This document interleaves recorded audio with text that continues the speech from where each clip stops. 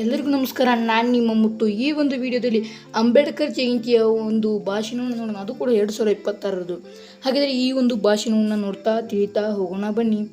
ಹಾಗಾದರೆ ಈ ಒಂದು ಭಾಷಣದಲ್ಲಿ 10 ಪಾಯಿಂಟ್ಗಳನ್ನು ನಾನು ಬರೆಸಿರ್ತೀನಿ. ಆ 10 ಪಾಯಿಂಟ್ಗಳನ್ನು ನೀವು 1ನೇ ಪಾಯಿಂಟ್ 2ನೇ ಪಾಯಿಂಟ್ ಅಂತ ಓದಲಬೇಡಿ. 1ರಿಂದ 10 ಪಾಯಿಂಟ್ಗಳನ್ನು ಚೆನ್ನಾಗಿ ಬೈಹಟ್ ಹಾಕಿ ಹಾವಭಾವದ ಪೂರ್ಣದ ಮೂಲಕ ಹೇಳ್ತಾ ಹೋಗಿ. ಹಾಗಾದರೆ ಈ ಒಂದು ಮಾಹಿತಿ ಇಷ್ಟವಾದರೆ ಒಂದು ಲೈಕ್ ಅನೇಕ ವಿಡಿಯೋಗಳಿಗೆ ಪ್ರೋತ್ಸಾಹ ತುಂಬ ಸಿಗುತ್ತೆ. ಇಂತಹ ಅನೇಕ ವಿಡಿಯೋಗಳಿಗಾಗಿ ಚಾನಲ್ ಸಬ್ಸ್ಕ್ರೈಬ್ ಆಗಿ. ಹಾಗಾದರೆ ಈ ಒಂದು ವಿಡಿಯೋನ ನೋಡೋಣ, ತಿಳಿತಾ ಹೋಗೋಣ. ಮೊದಲನೇ ಪಾಯಿಂಟ್ ನೋಡೋದಾದರೆ ಎಲ್ಲರಿಗೂ ಶುಭೋದಯ. 2ನೇ ಪಾಯಿಂಟ್ ಇಂದು 14ನೇ ಏಪ್ರಿಲ್. 3ನೇ ಪಾಯಿಂಟ್ ನಾವು ಅಂಬೇಡ್ಕರ್ ಜಯಂತಿ ಆಚರಿಸುತ್ತಿದ್ದೇವೆ. 3ನೇ ಪಾಯಿಂಟ್ ನಾವು ಅಂಬೇಡ್ಕರ್ ಜಯಂತಿ ಭಾಷಣವನ್ನು ಆಚರಿಸುತ್ತಿದ್ದೇವೆ.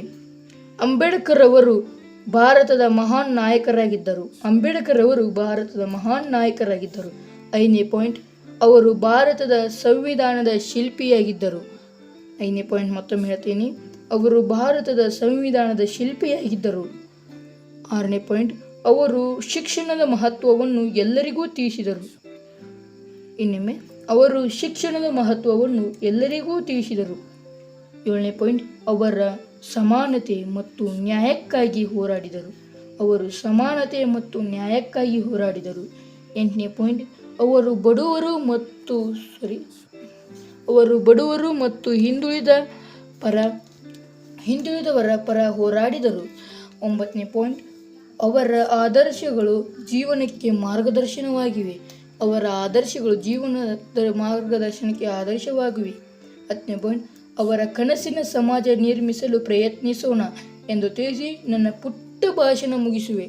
ಜೈ ಅಂಬೇಡ್ಕರ್, ಜೈ ಸಂವಿಧಾನ, ಜೈ ಹಿಂದ್, ಜೈ ಭಾರತ್. ನೋಡಿದ್ರಲ್ಲ ವಿದ್ಯಾರ್ಥಿಗಳಿಗೆ ಯಾವ ರೀತಿಯಾಗಿ ಈ ಒಂದು ಭಾಷಣವನ್ನು ಇತ್ತು. ಶಾರ್ಟ್ ಟೈಮಲ್ಲಿ ಬರೀ 1-2 ನಿಮಿಷದಲ್ಲಿ ಮಾತ್ರ ನೀವು ಹೇಳ್ಬೋದು ಅಂತ ಭಾಷಣ ಅಂತ ಹೇಳ್ತಾ ಇಲ್ಲಿಗೆ ಈ ಒಂದು ವಿಡಿಯೋನ ಮುಗಿಸ್ತಾ ಇದ್ದೀನಿ. ಮತ್ತು ನಿಮ್ಮೊಂದಿಗೆ ಮತ್ತೆ ಮುಂದಿನ ವಿಡಿಯೋಗಳಿಗೆ ಸಿಗೋಣ. Tata, bye bye, see you. ಹಾಗೆ ಇನ್ನೊಂದು ಮಾತು ಏನದಂದರೆ, ನಮ್ಮ ಚಾನಲಲ್ಲಿ 500 ಸಬ್ಸ್ಕ್ರೈಬರ್ಸ್ಗಳು ಕಂಪ್ಲೀಟ್ ಆಗಲಿದ್ದಾರೆ. ಅದರಲ್ಲಿ ನೀವು ಕೂಡ ಒಬ್ಬರಾಗಿ ಅಂತ ಹೇಳ್ತಾ ಇಲ್ಲಿಗೆ ಈ ಒಂದು ವಿಡಿಯೋ ಮುಗಿಸ್ತಾ ಇದ್ದೀನಿ. ಧನ್ಯವಾದಗಳು.